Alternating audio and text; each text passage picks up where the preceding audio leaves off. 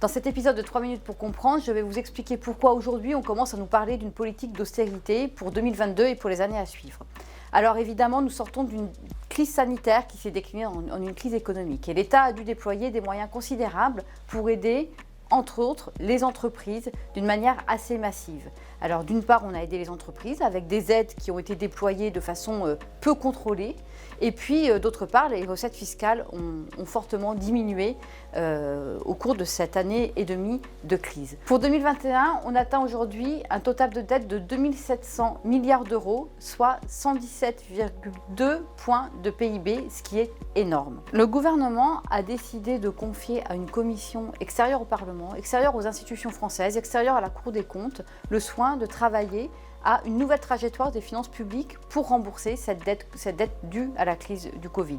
Cette commission elle a été présidée par Jean Arthuis, ancien ministre des Finances. Elle est composée notamment de l'ancienne présidente du MEDEF, d'économistes allemands ou autrichiens, bref, de personnes qui ne sont pas aujourd'hui dans les institutions françaises et qui ne sont pas non plus mandatées par la représentation nationale pour travailler sur les finances publiques. Finances publiques qui sont bien évidemment une prérogative essentielle du Parlement, puisque dans nos textes constitutionnels, le Parlement est chargé d'établir les comptes de la nation, le budget, les dépenses publiques. En conclusion de ces travaux, la commission Arthuis nous propose une politique d'austérité. Alors pourquoi ?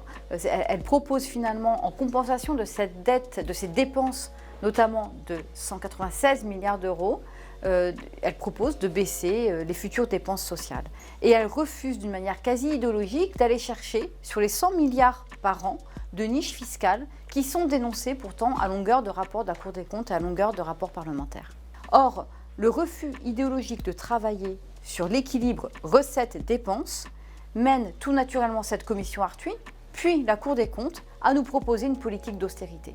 Alors dans un deuxième temps, effectivement, là, c'est la Cour des comptes qui a produit 2 rapports sur la trajectoire des finances publiques. Et là, ce qui est assez choquant, c'est que une nouvelle fois, on se rend compte que la Cour des comptes refuse de travailler sur le volet recettes, refuse de travailler sur des dépenses qui sont en fait des absences de recettes fiscales, c'est ce qu'on appelle les niches fiscales, c'est-à-dire les cadeaux qu'on a sur la fiscalité des plus-values, la fiscalité des dividendes, que ce soit des grandes entreprises ou des particuliers, refusant de travailler sur ces absences de recettes fiscales qui constituent au final des dépenses à tort. La Cour des comptes s'est concentrée sur une politique d'austérité qui va frapper finalement les dépenses sociales qui profitent au plus grand nombre. Alors je pense notamment aux dépenses de retraite, aux dépenses de santé, la politique de l'emploi, la politique du logement et les minima sociaux.